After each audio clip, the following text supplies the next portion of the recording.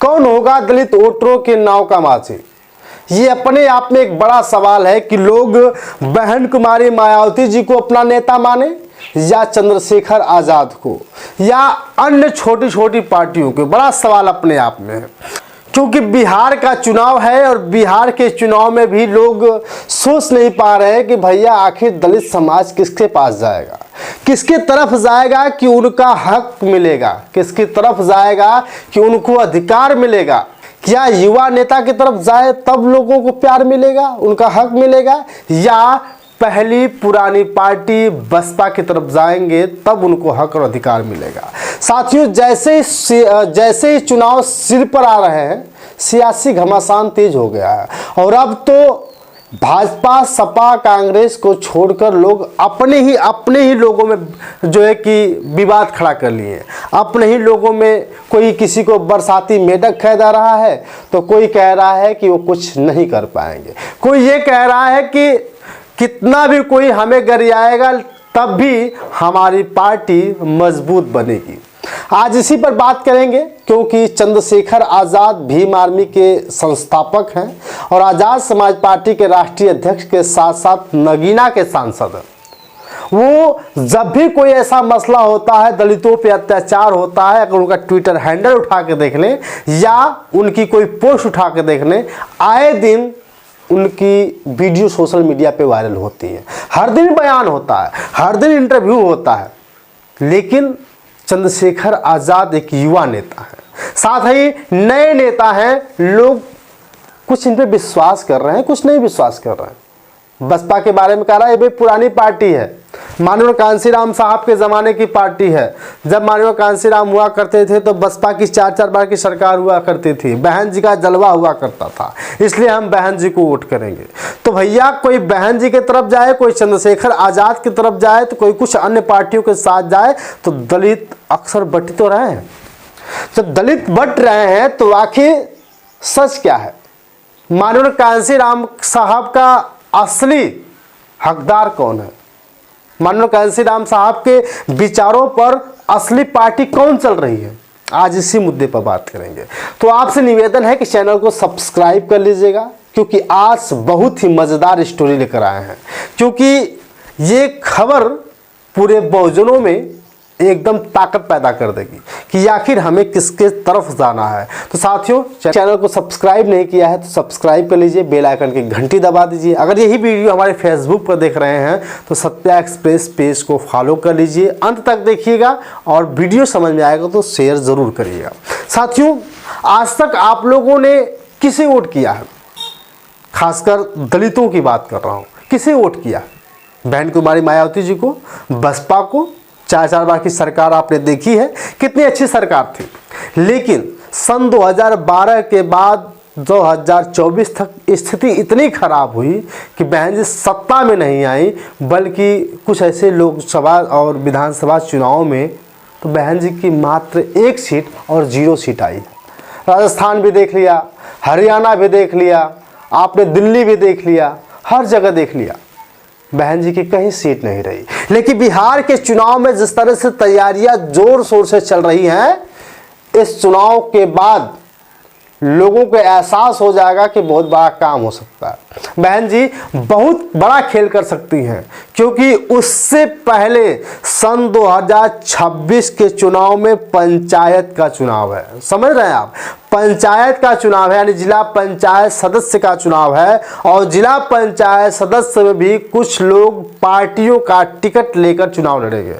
और इस चुनाव को बहुत सारे लोग कह रहे हैं कि ये सेमीफाइनल होगा। भैया जान लीजिए, बिहार में भी सेमीफाइनल खेला जा रहा है, लेकिन खासकर उत्तर प्रदेश की बात करें कि जिनको विधानसभा उत्तर प्रदेश का जीतना है तो उनको पंचायत चुनाव लड़ना पड़ेगा और पंचायत चुनाव में दमखम से भागीदारी लेनी पड़ेगी और ये दिखाना पड़ेगा कि पंचायत चुनाव किसके पक्ष में जाता है। अगर पंचायत चुनाव बसपा के खाते में ज़्यादातर जाता है तो बसपा मजबूत बनेगी। अगर चंद्रशेखर आज़ाद की पार्टी आज़ाद समाज पार्टी की तरफ जा रहा है तो उनकी जो है कि काबिलियत आगे आएगी, सामने आएगी और मजबूत होगी। इसी बीच में कांग्रेस ने एक बड़ा दावा किया है। पंचायत चुनाव जीतो और विधानसभा का टिकट पाओ। बड़ा सवाल है ना। लोग किस तरह से उत्तर प्रदेश को साधने की तैयारी कर रहे हैं, ये कोई जुआ का खेल नहीं है, ये बहुत बड़ा खेल है। अभी तक कांग्रेस कभी उत्तर प्रदेश में 403 विधानसभा सीटों पर लड़ नहीं रही थी, लेकिन इस बार 403 विधानसभा सीटों पर उत्तर प्रदेश के निगाह सबकी रहेगी। सभी लोग उत्तर प्रदेश की 403 विधानसभा सीटों पर निगाह जमा के रखेंगे। भाजपा कहेगी कि हम लड़ेंगे, हम चुनाव जीतेंगे, कांग्रेस कहेगी कि हम जीतेंगे, भाजपा कहेगी कि हम जीतेंगे, सुभाषपा कहेगी कि हम जीतेंगे, चंद्रशेखर आज़ाद कहेंगे कि हम जीतेंगे। भैया जीतो। लेकिन चलिए, एक समय लोग ये कह रहे थे कि बहुजन समाज पार्टी और आज़ाद समाज पार्टी अगर एक हो जाती है तो फिर से बहुजनों का राज आ जाएगा।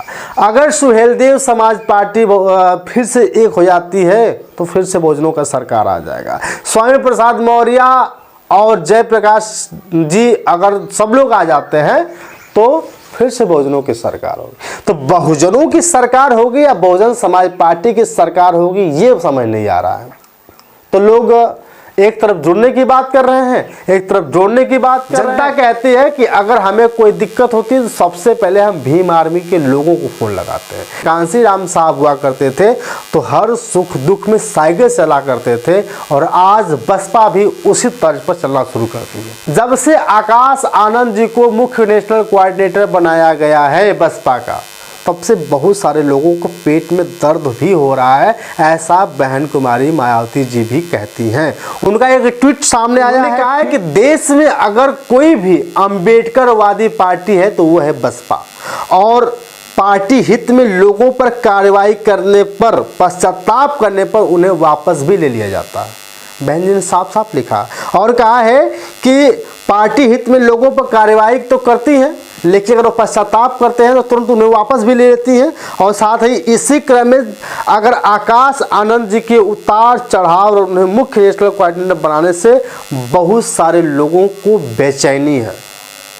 भैया आकाश आनंद जी को पार्टी में फिर से वापस ले लिया गया, तो इसलिए लोगों को बेचैनी हो रही है, ऐसा बहन जी लिख रही है कि पार्टी को उम्मीद है कि जब श्री आकाश आनंद बाबा साहब, डॉक्टर भीमराव अंबेडकर एवं माननीय कांसी राम साहब के आत्मसम्मान के कारवा को आगे बढ़ाने व उनके सपनों को साकार करने की जिम्मेदारी पूरी तन्मयता व जी जान से निभाएंगे, अर्थात पार्टी का अवसरवादी व स्वार्थी लोगों की कतई बर्दाश्त नहीं है, कतई जरूरत नहीं है।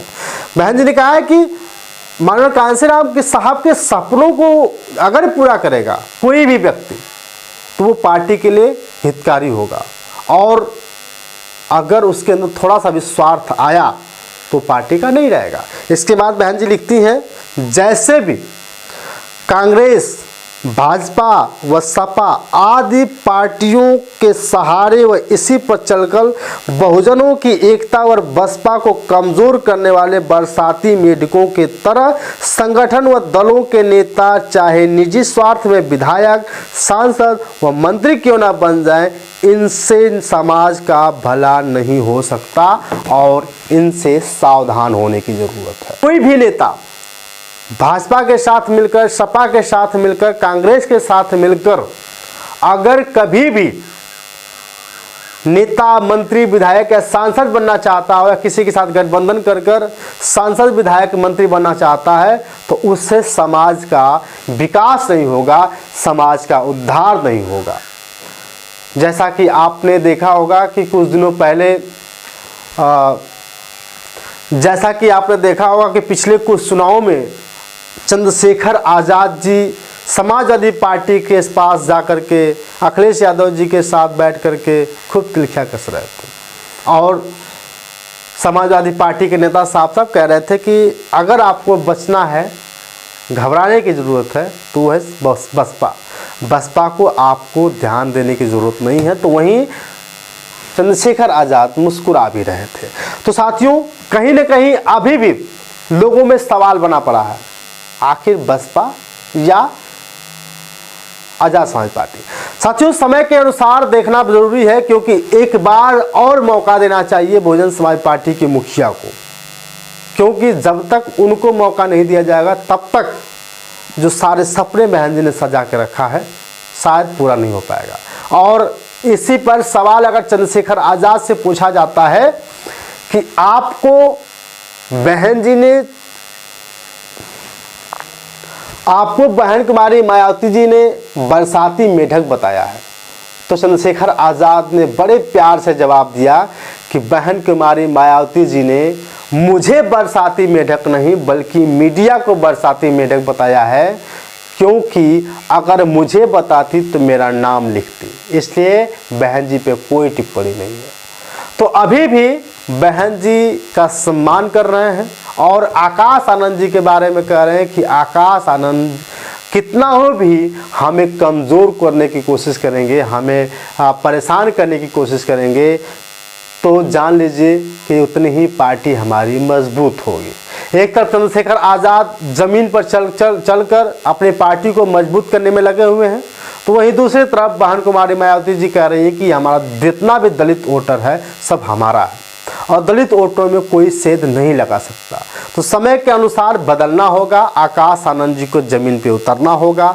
जैसा काम चंद्रशेखर कर रहे हैं वैसा आकाश को भी करना होगा, वरना ये सारे लोग न चंद्रशेखर के होंगे, ना बहन कुमारी मायावती जी के होंगे, ना आकाश के होंगे, होना होगा तो किसी और के, क्योंकि कोई लड़ना पसंद नहीं कर रहा। आज तो लोग सोच रहे हैं कि आखिर हम वोट किसे दें। समझ आइए, जो आपकी मदद करता है, जो आपका भला चाहता है उसी को वोट करना है।